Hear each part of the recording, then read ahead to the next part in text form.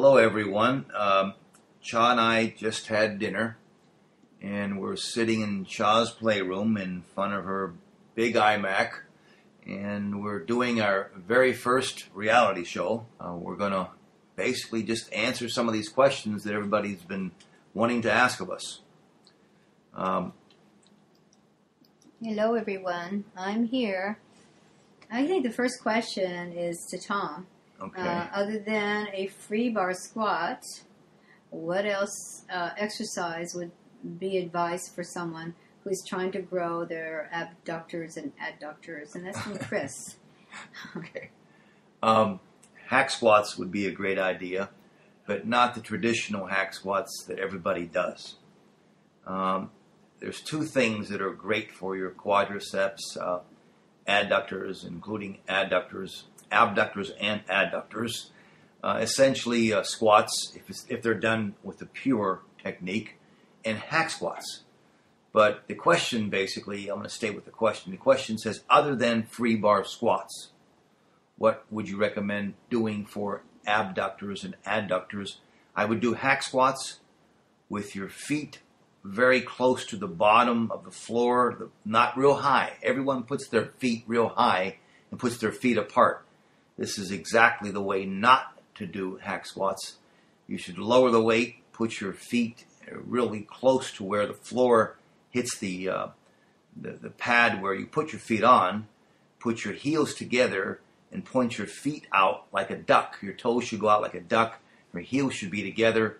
You should keep your back flat on the machine, on the pad, on the hack squat machine. Go down and on your toes and come up to where you're flat-footed on your heels. This is the perfect way to do hack squats. It's a plie. Cha and I always call it a plie, like a ballerina, plie movement. Initially, you won't be able to handle much weight, and eventually you'll be able to handle quite a bit of weight, but everyone goes for a lot of weight and big plates on the machine. This is exactly what you should not do. Does that make sense? Yeah, it makes sense, but what I can't figure out is that why go heavy at all when you can get just as much benefit by going a little lighter where you can handle the weight and make sure you do a pure movement, a completed pure movement, rather than trying to just see and show how much weight you can move haphazardly. Well, what about those machines, though, that you can squish your legs together and then push your legs apart? What are those things called? I think that would be good for the abductors and adductors. Yeah, that would work. It's an isolation type movement. I see a lot of girls doing it. A lot of women do it, yeah. Yeah, a lot of guys maybe should do it too. I don't know. Yeah. Why not? I think it'd be kind of cute exercise. You guys squishing something together for a change. It sounds kind of silly to me, this whole exercise. Yeah, well, the thing is, exercising is silly. Yeah, okay. It is silly. So let's go to the next question. Okay. Arnold versus Menser at the 80 Olympia. This is by Tom. Let's see. It was controversial to a lot of people based on the pictures that were online. I'm going to give you my take on it. I know you guys are asking. You didn't say Tom or me, so I'm going to say my piece first. To be honest, based on the pictures online, it's very deceiving.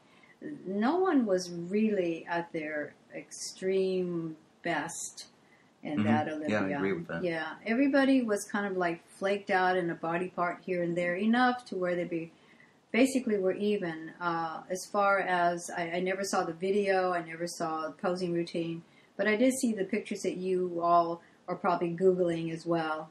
I think you should go to Yahoo and Google there instead, because I think it gives you a little bit more idea of what we're talking about. They've got the pictures sort of mixed up from the years, the present to what year it was.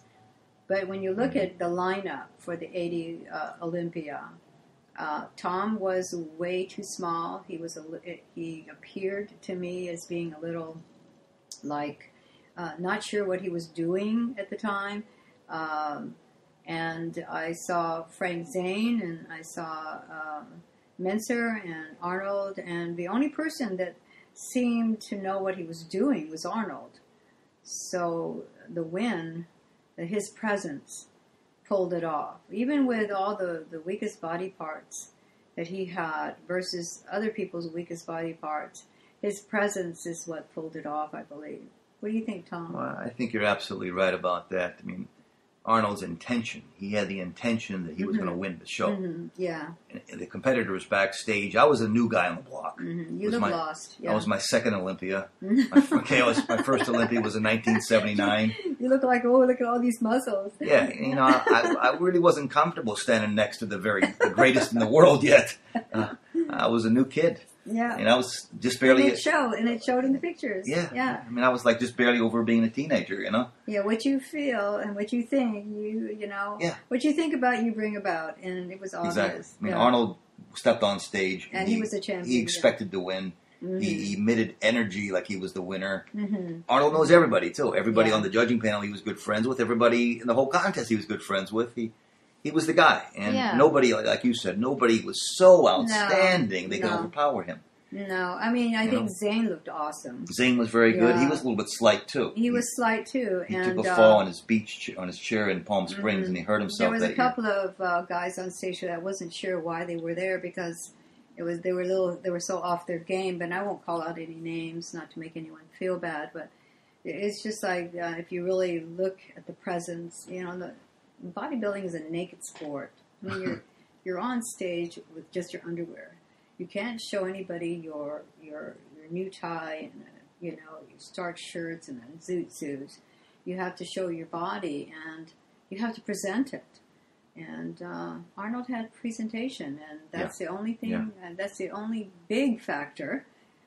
If you're going to be on stage and flexing muscle, you better have presence more than anything. Absolutely. Your intention. Mm-hmm. Your intentions. Yeah. I've seen bodybuilders guest pose on stage, and they believe they acted as if they were in great condition. Yeah. And they won the audience over because of their attitude. Yeah, just attitude alone. Mm-hmm. Because when you smile, and your smile reaches your eyes, and you look at the audience, they're going to smile with you, and you're going to make them believe that you're the best thing on stage. This is the one thing that modern day bodybuilders forgot about. I mean, when I was taught, when I walked on stage, I wanted to basically give the audience permission to go for the ride. Exactly. And I was there to entertain. I was an entertainer, and I love the stage as much as I love the gym. Most modern day bodybuilders don't particularly see the glamour in the stage. They love the gym and they like the chains and all that stuff, but on stage, they walk on, they carry the pain to the stage, and they're really not exhibitionists, or they're really not actors, or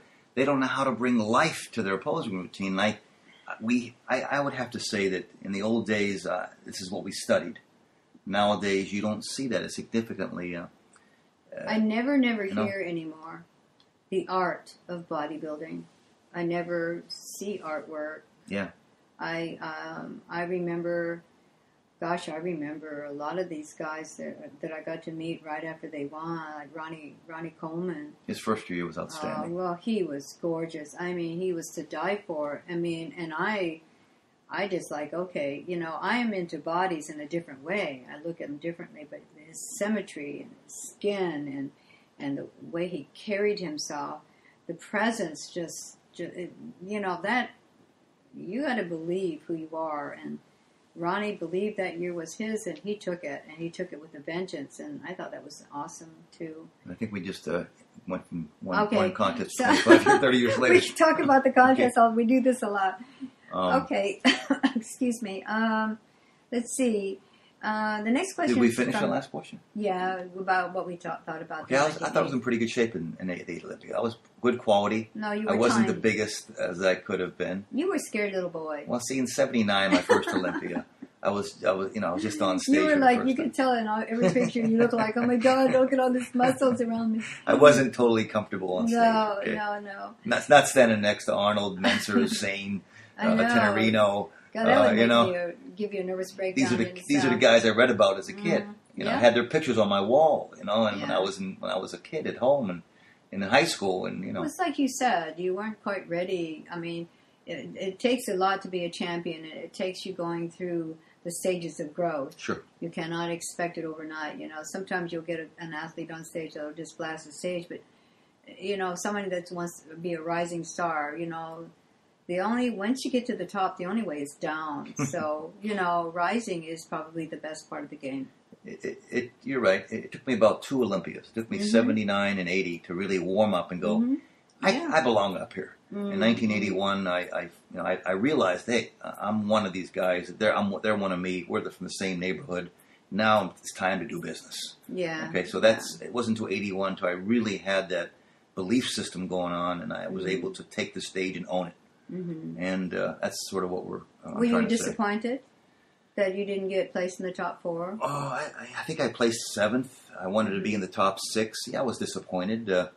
I didn't go there to lose. I didn't travel all the way to Australia with all the guys to lose. You always want to win. You don't go to any show to lose, okay? And, if you watch the comeback, as they called the film from 1980 that Arnold and I did, yeah, I was disappointed. But the first thing in my mind was, okay, what's next? 6 weeks, the pro universe is coming up. Well, let's go. Let's get back to LA and keep my training together, So, nobody, and by the way, nobody who in the audience is ever happy with who wins totally. There's always somebody that says, this guy should have. It's a matter of opinion. It's supposed to be a very objective thing, but like anything else, it's a matter of opinion, and it does get, besides being not only objective, it is subjective as well. Yeah. So sometimes when you win, when you shouldn't have, sometimes you should have won and you don't, which is sort of, the way it goes, but eventually your number will hit. Eventually, if you have the tenacity and you're qualified to be up there, your number will hit, and you capitalize upon that hit and develop and build the brand, if you will. It doesn't matter what age you are, being diabetic, if you've been medically diagnosed diabetic. The best suggestion I can actually give you is to talk to your doctors and see if they're connected to a holistic dietitian.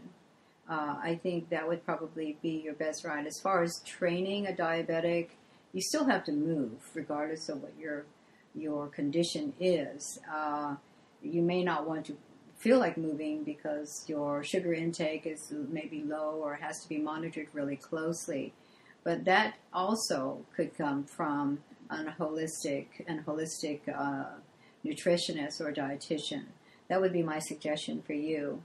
The diabetics that I have worked with in the past, I really never cared whether you were diabetic or not. But I do know this, is that you have to eat, and you have to eat more often sometimes. It depends.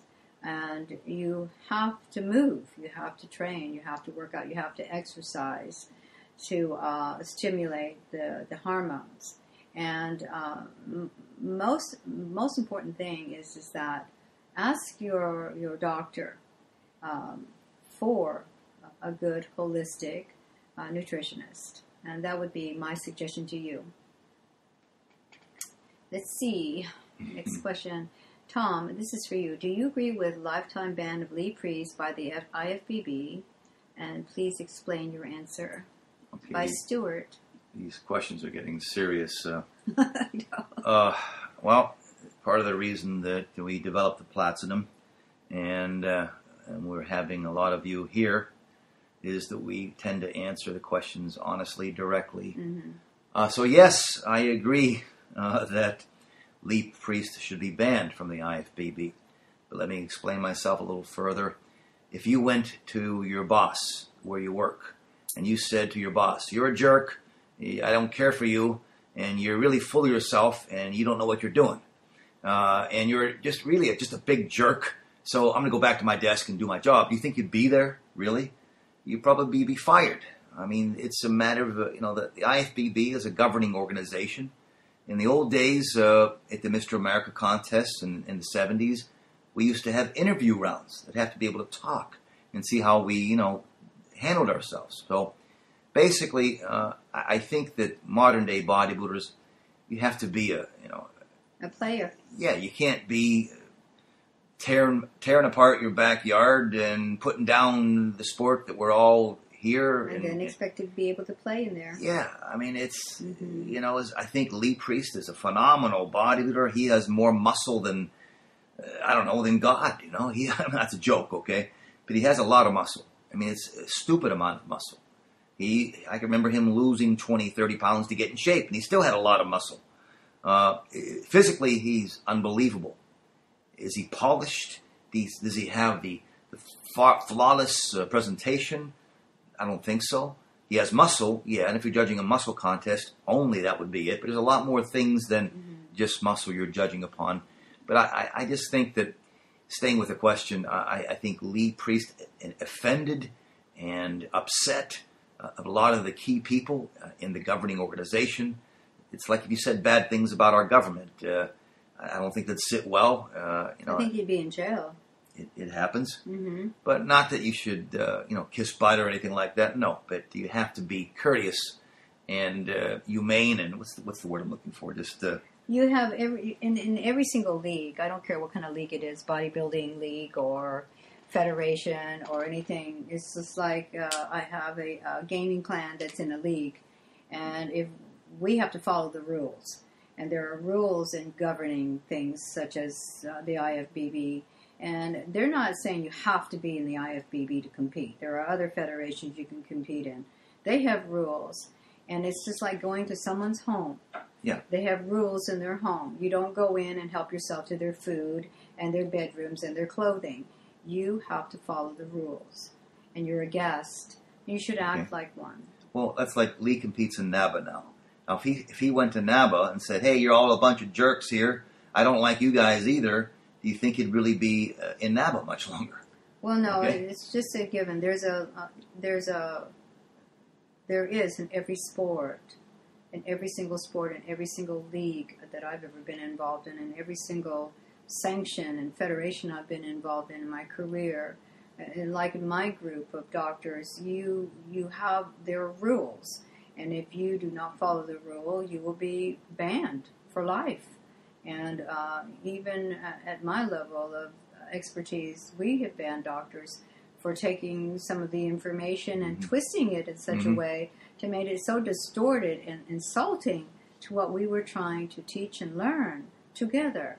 So yeah, you can in a private setting among the people that love you, and you could cry on their shoulder, but you can't do that to the people in charge and expect them to say, oh, well, yeah, I'm glad you hate my guts, so, well, welcome, and come on and compete. No, that's ludicrous. That's insulting and the intelligent level of why the Federation is as successful as it has been.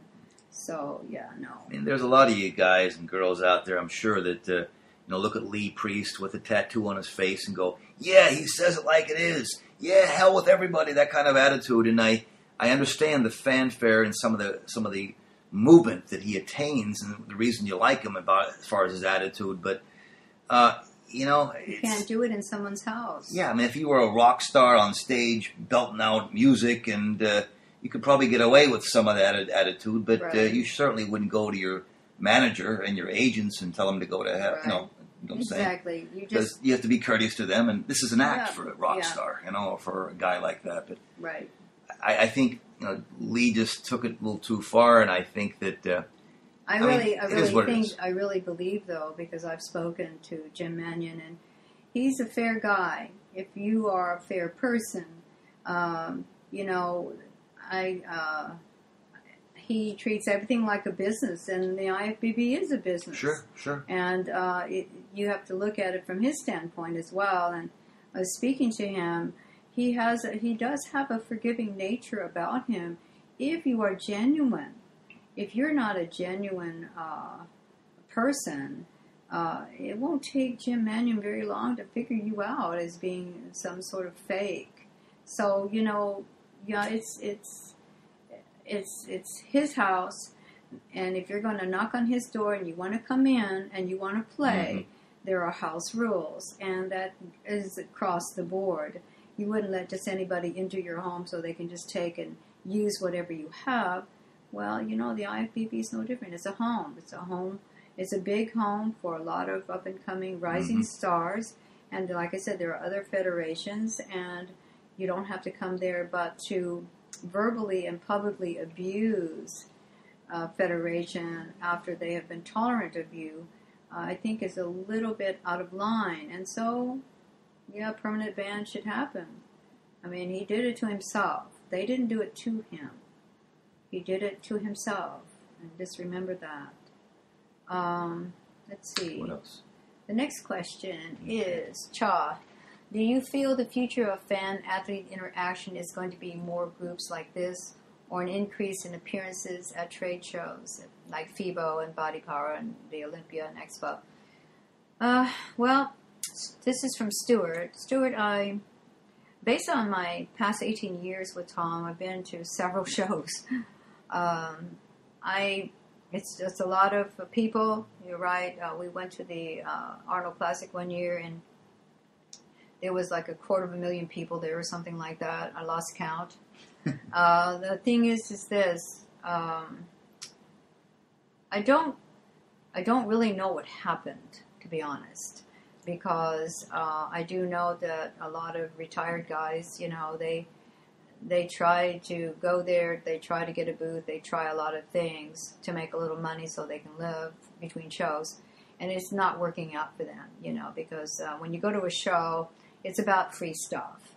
So the guys that are still endorsed by a supplement company and still endorsed by, a clothing line or magazine or something, they're getting a little bit of money every month to live on. And they come to these shows as the guest appearance type situation, to where they're flown in and given lodging. Some of them try to sell pictures, and some of them give pictures away because they are, in fact, funded by products and clothing and equipment and a lot of people that attend, the fans, they are expecting that. For the last 15 years that I've been in shows, I see a lot of free stuff being given. I see no money being spent by the fans, but maybe that has changed the minds of a lot of the athletes that are, because they're endorsed by something. I think if you really want to find out about one of your favorite bodybuilders of all time, or if you really have followed somebody and just haven't had a chance to really get close to him yet, yeah, I think some of these platforms that we are creating, I think the Platzinum is probably the first one. It's going to be fully interactive. The first one to allow members not only to interact with the live coaches and with Tom and myself, but with each other in a different platform of where a debate with dignity is actually a rule. I think everyone has an opinion. People that have been there are going to be able to really voice their opinion. I was there in the seats. I saw it happen. I saw this, that, and the other. But you got to remember, everyone has an opinion. And if you don't get your information from online and you go to the source and ask there, like you guys have asked us in the Platzinum group and Facebook, if you go to the source, then the answers that you're going to get will be by our voice and not what you read online, typed by someone else. Or someone that's taken, I remember somebody took a clip of Tom and I. They interviewed us at some show, I can't remember when, and what they did is they edited it and they took out words. And the way they made a sound, we didn't say it. They had actually edited out clips of the actual video and then put it online as if we said those things. And we happened to have a copy of the full thing. And so they did go through the trouble of trying to make us cause drama. And, of course, no one believed it. Because it was too choppy and the job was very poorly done. I think it's important. And it's not because I'm married to Tom, that if you follow someone, a mentor or a life coach or someone that's based on his voice or her voice, I think more interaction in groups like this, yes, I think it's going to have no choice but to happen. You can still go to the shows. You can still... Yeah, the shows will continue to grow. The shows will always be there. Do I ever want to go to another Arnold or Olympia? Not really. Why? Because I've been to so many, and it's the same. And I'm hoping, and I'm really hoping that Arnold did make an announcement the last classic about what he was seeing on stage and what we would really like to see today. And you know, it can't get any worse, so it has to get better. All due respect to the top modern day guys. Yeah. It's like in the old days, as an analogy, okay, or a comparison, we were all into hot rods. And nowadays, if you pretend hot rods were bodybuilding in the 70s and the 80s and the 90s, now everybody's into funny cars. And as much as we appreciate funny cars, we want to go back to the hot rod era. And that's, you know, again, I'm not disrespecting anyone, but more is not always better. No. I mean, you know, Cha mentioned Ronnie Coleman, his first year. Oh. Wow. Oh, Phil Heath, you guys, I did a double year. bicep with him. I still have it. And he's just gorgeous. Oh, my God, that body. But Stop. I think the pressure is on to get 20 more pounds of body weight every year. Yeah. To be bigger, to be 325 pounds on stage. You know, it's big is so important now that I think the quality and the shape and the symmetry and the art of it is lost. And that's just my opinion. Okay, and some of you may share it, some of you may not. But I think the classic physique contest they're developing now will bring back a little bit of the old days, which people seem to crave. And again, I'm more into quality. And, you know, I was raised in an era when, you know, Arnold wore a suit. Or I remember when I was a little kid, Reg Park wore a suit. And I was like, wow, these guys are professionals. And Ronnie Coleman wears a suit. Yeah, he does. All the top. Phil Heath wears a suit, but I think they're so big, they look a little like distorted, you know, in clothes and even out of clothes. Well, I think it's important, though, that the fans also take responsibility of what's on stage. I think it's very important. If you really want to talk about it, I'm not a competitor, and I'm a fan, and I look at bodies in a different light, yeah. I see them in more symmetrical light, sure, but at the same time, every time I go up to someone, it could be like, you know, Frank Zane or someone, and if I want a picture, was it Sergio gave me a picture? Sergio Oliva? Sergio Oliva gave, I walked up to him, I says, could I have an autograph photo? And I wanted to pay him for it, and he wouldn't take our money, and I said, no. You take the money because you're here to at least, you know, pay for your food and whatever else you may need. And that's another thing. I think the fans really need to realize that, yeah, it's a show is free. You pay a ticket to get in. And a lot of athletes are giving out free stuff. But the athletes that are not giving out free, I love it when someone asks, you know, can I take a picture with you? And they walk away and they don't buy a picture. You know, buy a picture once in a while because these guys are there. Selling their pictures, and they're there for you.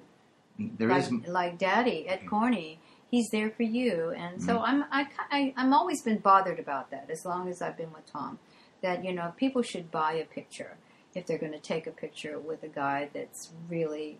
If you're a true fan, you would offer to buy a picture, and if they offer, you know, you to give it to you, that's a different story.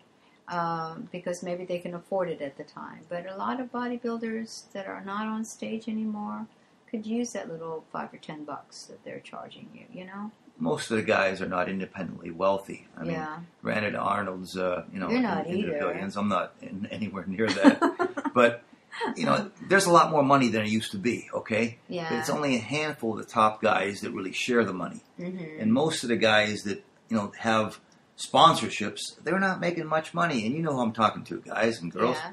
You're getting some free stuff here and there, and, you know, from the company, and you're using your name trying to get popular. You know, just buy a photo from them. There's not a lot of money involved. It's not like golf. No. I mean, golf, the loser is a millionaire, okay? Yeah, well, or at least, you know, doing real well.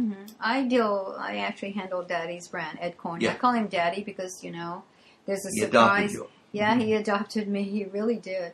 But we're so going that would make Ed my father-in-law then. Exactly. So, but Daddy's a good example, Ed Corney. He's, you know, he goes to these shows to be there for you, and he shows up. He's there all the time. And yeah, Eric gives him a table and a place to be, and James takes care of him on these trips. I won't go. It's buy a picture from him, because I know where he lives and I know how he lives, and show him your appreciation. It's a few bucks, he'll be glad to take a picture with anyone, but you should also buy a picture from these guys that that are not on stage and not endorsing supplement companies. Yeah, they're not endorsing supplement companies and that type of thing. Okay, let's move on. This is from Leo. Uh-huh. How did you prepare yourself mental for a workout? Well, the first thing I thought about is I cannot leave the gym a loser. And in my own mind, I wasn't competing with another human being. I was competing with me. And if I let the weights beat me, and if I knew inside myself I was a loser, I couldn't deal with that. I could not leave the gym and drive home or walk home or whatever, knowing that I was a loser. So Trust me, he's the same way today. I am sitting at the gym for 2 hours, okay? so the only way I could train, every time I trained, was to go after it and totally annihilate and, just really give it everything I had and maintain the high intensity and not that much frequency. I didn't train that often ever. But when I did train, it was, the gas completely floored. Okay, it was time to do everything I could do and even conjure up more than I thought I had in me. And only because, and mainly because I did not want to be that loser, and I made a promise to myself. As a young man, I promised myself that I would never, ever think of myself as a loser. And if I gave of myself totally at the gym, I would not have that feeling, and I would not be that guy. That's my internal So when thing. you got home, you were like completely spent. Yeah. When I got home, I would say, I was, honey, will you please? I can't right now. I did, and I said, will you come over here? Hurry. He's walking really slow because it was leg day. In the old days, I'd answer the phone, maybe. And other promoters would say, God, you sound so slow and so hoarse. So, yeah, today was leg day. Okay, let's see. From Ronnie, what makes you happy, Tom? Wow, the things that make me happy.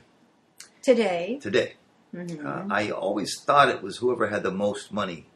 I always thought if you had the most money, the biggest house on each coast, and the most cars, the Porsches and the BMWs in the garage, you'd be the happiest person in the world. And I've been very fortunate to experience those times, but I wasn't the most happiest. I know that may sound like a bunch of nonsense, maybe to some of you, but the simple things make me happy. Seeing Cha smile and laugh like she has been during this podcast, that's important to me. It's not a podcast. Okay, what is it? It's a radio show. Radio show. Forget. He gets so lost sometimes. You're a blonde, and he plays one on TV. Even on the radio, he plays one on TV. Oh, my God. Or like going to the gym, even to this day. And I'm certainly not doing 600 for reps anymore or 405 for 50s. But to do 315 for 15 at age 61, wow, that's even more important to me now than it was back in my heyday doing 405 for 50. And sharing really and helping someone else. I coach a couple of guys, and to really teach them how to get there. It's not just you getting it in your sport. It's helping or showing someone else how to get there. I think that's what makes me happy nowadays. And, I like driving your Volkswagen with a flower in it, a little bug. People laugh at me. I'm happy doing that. I don't miss the old days when you have a $200,000 car, you got to figure out where you're going to park it. You park it away from wherever so nobody else touches it. And the car controls you and all that stuff. And I'm probably most happiest now, without lusting toward the big stuff. I like stuff. Don't get me wrong. I like stuff I like nice clothes and nice cars and all that stuff, but they're not important to me at age 61 as they were when I was age 31 and 21. If I may say so. And that's, hope I answered the question. What do you think? Did I answer the question? I don't know. What makes you happy? That's what makes me happy. The little things in life. Little things. Name one little thing. 315 for 15. Seeing you smile. What else? Seeing a guy that I'm working with You really should live get at it. the gym and see if they'll feed you as well as I do. Seriously. Even going to the office and really doing the right thing. And we all had a shot. Somebody else gave us a break, and giving someone a break and helping them succeed. I don't know. You want to, as you get older, I find, at least I do, I want to give back to the community. I want to be there for people and for my family more than I ever have, and it's less about me. Bodybuilding, it really is a pretty selfish thing. It's about you and your eating and your sleeping and your training. Not powerlifting and the weightlifting is more about camaraderie and the friends and just lifting the weight. Having done both activities, but nowadays that I'm retired, my first thought does get into that selfish thing, but then I get out of it and go, it's not about me anymore. When I retired, I wanted to retire and make bodybuilding second, and all the things that came second before now come first. And that means other people, my wife, Cha, and that seems to be the right thing to do, and that gives me more satisfaction than just making a lot of money right now. Is maybe silly, and as that may sound to some people. Okay, Ronnie also asked, Cha Dikio, what makes you happy? Let's see. The stuff, right? What makes me happy? When Tom is just calm. If you can ever get him calmed down from whatever happens in life, that makes me happy. He doesn't come with a lot of logic, mainly because of his intensity. Everybody thinks I'm a really calm, relaxed guy. God, if they That's only the image knew. I They're portray. going to know now. They're going to know now. Don't tell anybody, guys. Just don't tell anybody about this. I'm going to tell everybody, because you guys are asking me questions now, so I'm going to answer them. What makes me happy is to have Tom calm. I think sometimes I find myself dreading squat day, believe it or not, because the night before it's like a huge, and I do mean huge debate of what we're going to eat for carb load up for squat day. And so being a food doctor doesn't help at all.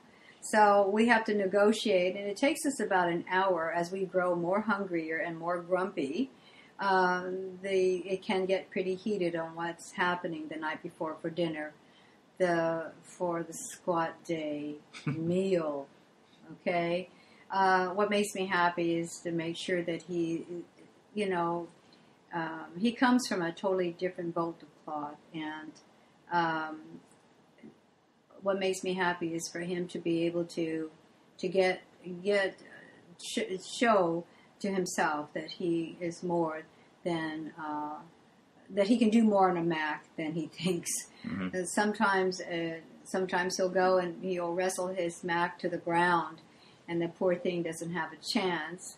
I said, you can't muscle a Mac, and he does. He tries, but I think it makes me happy that he's come this far with the Mac. And I have a gaming clan. I have 25 young adults and teenagers in this clan, and they just totally make me happy too. Mm-hmm. They just, here I am, going to be 66 years old, and they will not play together, but when I come online, they can't wait to play with me, and I'm honored and grateful. And one of them today really made me happy. He's from the Netherlands, and he speaks Dutch, of course.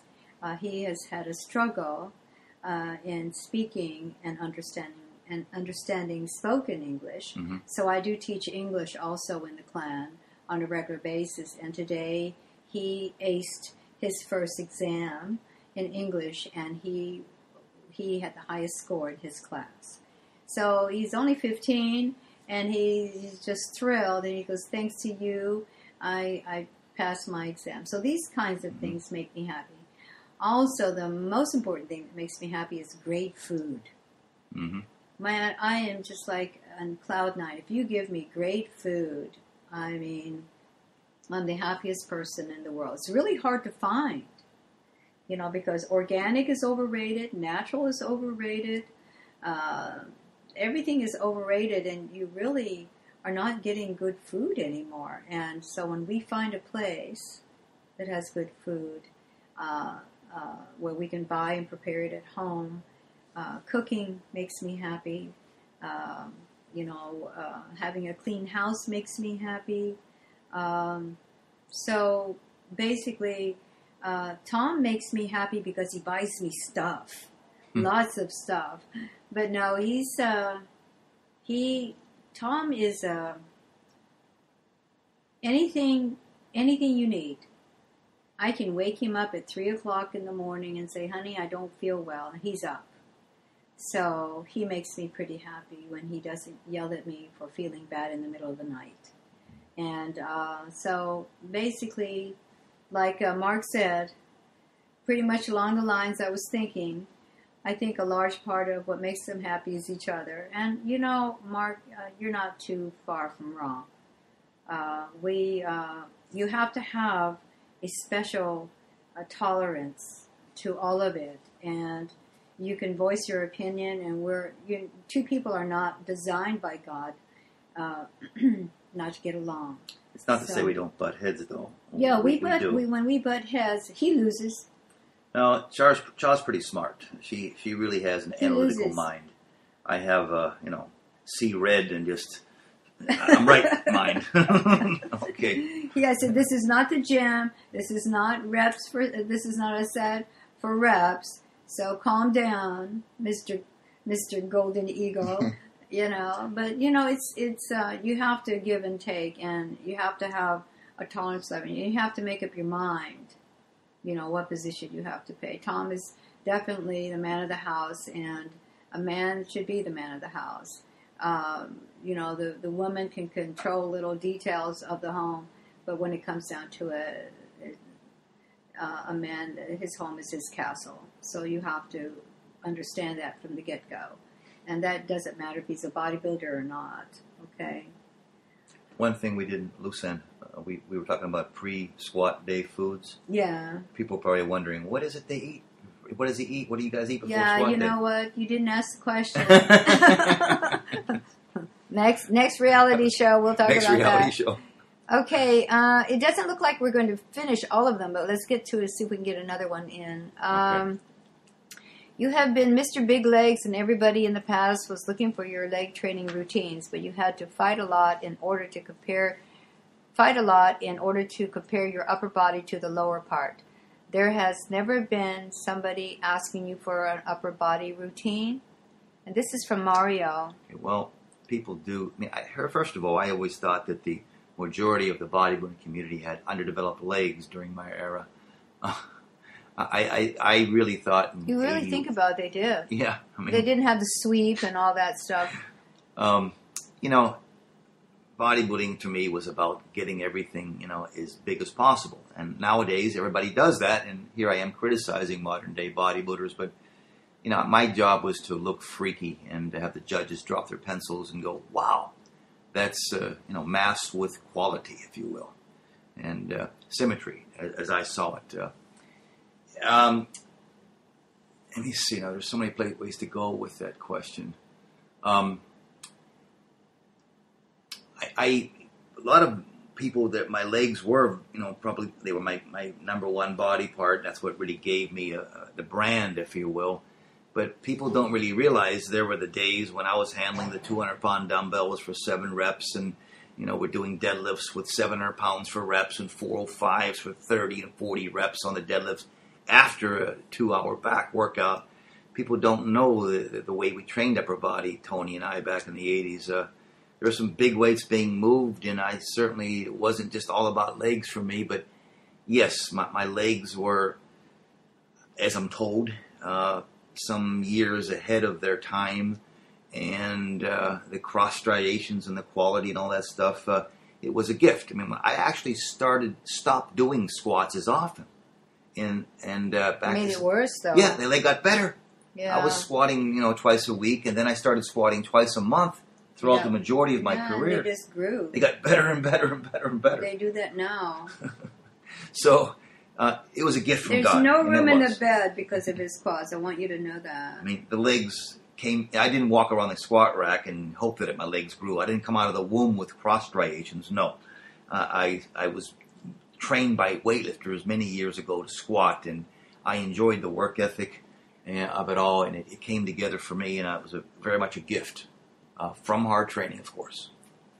Well, you have an upper body training manual that sold volumes. Yeah, we sold a lot of upper body training manuals, and people have asked for my upper body routine to answer your question, and I, to this day, I still train and coach. So I don't really train people. I coach people, a couple up-and-coming guys on upper body, as well as, of course, legs, which everyone seems to want me to focus on with them. But,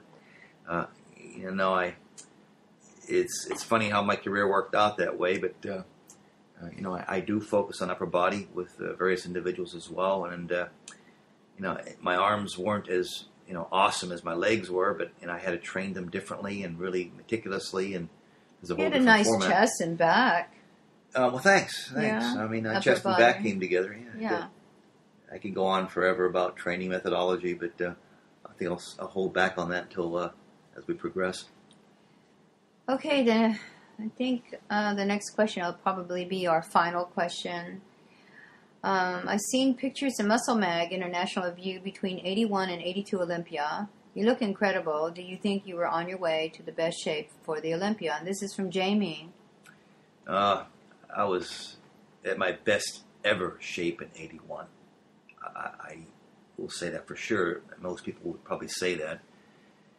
I don't know how personal I should get in this. For various reasons in my personal life, I was like possessed.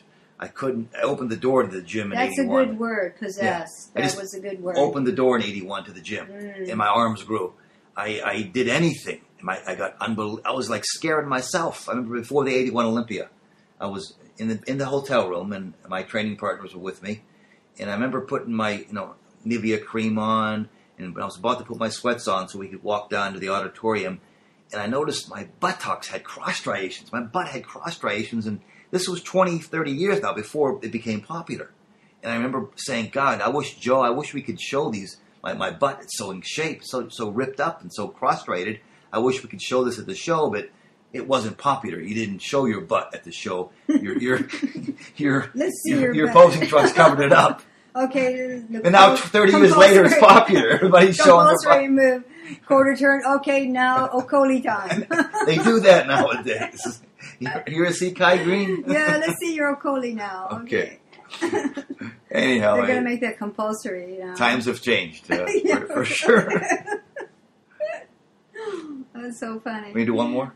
Yeah, we have time for one more. Let's see.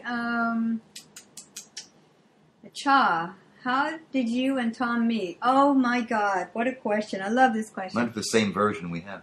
Let's see what's your version first. I think I'm going to have to save that one for the next reality show because that one's going to take a while. You guys are glad to hear that. Let's see. How did Tom and I meet? Well, I guess I could start it out. As I was deciding on my final career, I had been in business, international trade, and been helping people with the food and how to prepare foods and the mixture of foods. And I didn't know that there was a degree for it, so I decided to go pre-med, and I went into the medical community and did some pre-med. And I was needing some CEU, so I needed to take an exercise physiology class. And then I found out about this company that was actually Tom was teaching for. And I didn't know Tom was a teacher at the time, but I had to go to the University of Colorado in Boulder, Colorado. And so I wasn't sent enough information of where the classes were going to be held, what part of the campus or anything. So I was a little lost in the campus. The University of Colorado is very, very large. So I called the institute, and they told me that Tom Platz was the teacher. He had come in to do the exercise physiology class, and I said, okay. And they said that he's staying at the same hotel as you. So I just called the front desk, and he answered the phone, and he sounded like What? he sounded like he'd been drinking all night, and it was just like, hello, hello, hello. I said, I'm sorry, I may have the wrong number. May I speak to Tom Platz? Is he there? He goes, this is he. And I said, I'm supposed to be attending your exercise physiology class tomorrow on campus. I have no idea which building it's in. And he says, well, meet me downstairs. In the lobby. In the lobby tomorrow at a certain time, and a driver's going to come. And I said, well, I have my own car. I'll just follow you. And he said, fine. So I hung up, and I thought to myself, I remember thinking, I said, oh my God, I'm going to be taught by a drunk. He sounded completely drunk, and I know drunk people. Not that I'm not a drinker, so but I know drunk people. And he sounded so groggy, and I said, oh, this is going to be fun. But at least I'll get my CEUs, right? So I didn't really care who taught me. And he met me downstairs, and he was in a suit, and he looked, dressed in a suit, and I was in, a pair of jeans and, pretty casual and everything. And I said, Tom Platz, and I told him who I was. I was Cha Keto, and I shook his hand, and he pulled me to him,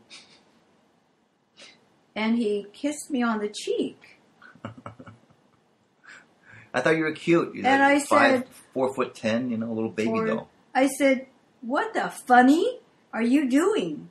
And he did. He pulled me to him and kissed me on the cheek. I said, do you kiss all your students? And he said, no. Yeah. And I said, yeah, okay. And I pulled my hand away at the nerve of him. And so I said, and I remember thinking these things. I said, he just better, this is not a fling weekend, okay? I've come here to learn. I'm not interested in this guy at all. Completely turned me off. I thought he was a little bit too forward, too aggressive, not my style. And so finally the guy came to pick him up. I followed them. But I noticed something about him.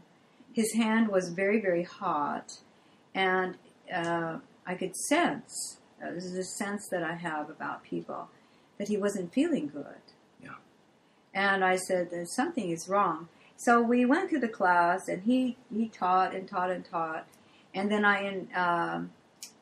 then everybody disappeared, and I went and had dinner, and the next day I saw the signs of him being very, very ill. And I said, oh my goodness, he's sick. And I felt so bad because he had to stay. We took a final exam and everything. And I told him, I said, I overheard him talking to Doc Crease, who was there at the time, saying the head strength coach. The head speed strength coach there. And he said Tom was going to take an airport shuttle to the Denver airport. So I walked up to him. I said, listen, I've got to, because I was, this was Colorado, and at that time I was visiting family in Oregon and in Idaho and Washington State, and I was leaving anyway. So I told him, I said I'd be glad to give him a ride to the Denver airport because he was very ill. And he had like 5 or 6 hours to kill before his flight left on top of that, and for him to take a shuttle. And I knew he was ill, so when I got him, I said, I'll be glad to, I felt so bad because he really was beginning to show signs of illness. And so I offered to take him out to dinner. Like sushi was a good thing because he was sick and he needed something that his body could process easily, and raw food is easy on an ailing body. And so when he accepted, I said, I'll be glad to give you a ride instead of you riding the shuttle for an hour and a half or 2 hours, because it stops at every hotel to pick up other passengers for the airport. So I took him. At that time, I had a little sports car, and I took him, and his luggage fit fine, and I took him to the airport, and he handed me a $5 bill, and I said, "What's this for?" He goes, "For gas." And then he got his luggage and he got out, and so I took the $5 bill and I stuck it in the windshield. I still have it, the same $5 bill stuck in the windshield. Never spent it, and this was like 18 years ago. Yeah, Be 18 years in May. And so then I felt good about the exam. You know, I knew I passed it and everything. Everything was fine. And he was supposed to call every student about the results. That was part of the contract. And so he called me up and he said, I just wanted to call and say you passed. I said, "Oh, great. Thank you so much. And I'm getting ready to move and everything." And I was in Oregon at the time when he called. And then he says, "Well, where are you going to be?" and everything. And he says, "Give me a call when you get there." And I thought to myself, why would I give you a call? You know, and so he says, "Just let me know that you got there okay." I said, "Oh, okay." You know, he was checking on me. And so I finally got to my uncle's, and I called him. I said, "I got here just fine. Thank you so much for a great class, a great weekend. I hope you're feeling better." But he wasn't. He was very, very sick. Very, very sick. And so I said, I told him what he could do to help him get through the flu. He had a real bad case of the flu. Yeah, it was really bad. Really, really bad. Nobody knew it except you. Yeah. And by the way, I was on NyQuil that night. Oh, that's right. The night that he was drunk, he had drank a whole bottle. Not just a sip. Not a tablespoon. Not the directions. He drank the whole bottle of NyQuil. I figured more is better, you know. Yeah, he drank the whole bottle of NyQuil. Nobody else knew it but you that day that I was really messed up, sick. Exactly. And so he called. I called him. He says, "Well, what's your uncle's number?" And I gave it to him, not thinking that it says, why would he want that? So I gave him my uncle. He called me every single night. No, I was returning your phone calls. No, you weren't. You're such a liar. You can't lie to the public anymore. They're not going to believe you. He kept calling me, and I kept saying, "Why are you calling me?" Well, you were cute, like long black hair. Yeah, but I didn't think you were cute. But, we did meet in '84 for the first time. Oh, yeah, we did. And unfortunately, I was into blondes at the time. And I was into dark men. and Cha was in the gym. Actually, I was into my business. And she wanted to use a bench, and I was supersetting biceps and triceps. You were so mean. And so I said, "I'm using that bench. Don't take it." I looked at him like, "Who the heck do you think you are?" You had you're 4'10", and she had long black hair, so long it was touching the floor. It was unbelievable. I'm like, and I was so into blondes, the blonde Beach Bunny era. And I looked like Cousin It. Yeah, I'm thinking, who is this girl? It was crazy looking girl. I looked like Cousin It. So, how many years later was it when I met you then? I was 14. 14 years later, I thought she was cute, and she still had long black hair. And I was done with blondes. Okay. And, that's how it started, I guess. Huh? I couldn't believe it, though. You kept calling me for hours on the phone. And I said, "Why are you calling me?" And he ignored the question. He just kept talking about all kinds of stuff. The Emmys, the Grammys, the movies, that was when I was in and Hollywood. And I have to tell you guys, I really didn't know who he was. I'm really sorry. I'm going to blow a lot of people out of the water. I had no idea what bodybuilding was. That's why I liked you. I had no idea. The only person that I knew about that was any type of physique was Corey Everson. There was a poster of her in my gym, Sting's gym. I used to train at in Atlanta, Georgia. And I knew Corey, but I didn't know that there was competition for that body, I just never got involved in it. But I loved going to the gym. I've been going to the gym since 1969. I learned how to squat by a group of 7 guys that were unshaven, smelled like tuna, seriously, and wore baggy pants and with a dirt floor. And I told them I wanted to grow. And at that time, I was like 4'10", like Tom said. And I weighed 72 pounds. And I told them I needed to gain some weight. And I thought building my muscle would do it. I don't know where I got that from, but I just felt like I got to grow. I got to grow somehow. So Yeah. these guys This was taught back me. in the 60s, right? 69. And it said free weights on the side of the gym. Oh, yeah. Free weights. And Cha's like, oh, free weights. I'll get some of those. I'll Yeah, take some free I'm weights. going to take him home. I walked into this garage, and they had this big sign over the garage that says, and all makeshift, all painted with like a brush, and it says free weights. I said, oh, gosh, they're giving it away. I need that. So I walked in. I said, listen, I'd like to have some of the free weights. But can I keep them here? Because I have no. Everybody's looking at you like, what? I know. And they said, what do you want to do with them? And I said, I need to grow. And they said, yeah, you are pretty tiny. I was probably no bigger than their calf. And I said, I want to learn how to use free weights. And the first thing they did was put a bar on my back and squat. And they said, I want you to kiss your butt to the dirt. And I did. They knew what they were doing, for sure. And they said, kiss your butt to the floor. And they said, I had perfect form. And I think that's the only reason you married me, really, because you saw me squatting my weight for reps one time at World. Mm-hmm. And I knew what I was doing, and I didn't need a spotter. But I did my weight for reps. But that's how Tom and I met the second time. The first time, he looked like a troll doll. And he drove... You did. I had my gym car with me. Tell them about and that. That gym car. Oh my God! I was pulling my gym car in because my car was in much better shape. But he had this Pinto, green Pinto, green Pinto, and you should see all the paint and the pillars underneath World's Gym parking. He would hit on purpose. You gotta tell him why. I wanted to feel what it would feel like to scrape my car against the side of a wall. That's crazy. You know? That's crazy. It's really crazy. No, listen, we're out of time. We're out of time. Right. Listen, guys, to be continued. You need to come back. We're going to have fun. See you later. Bye. Bye.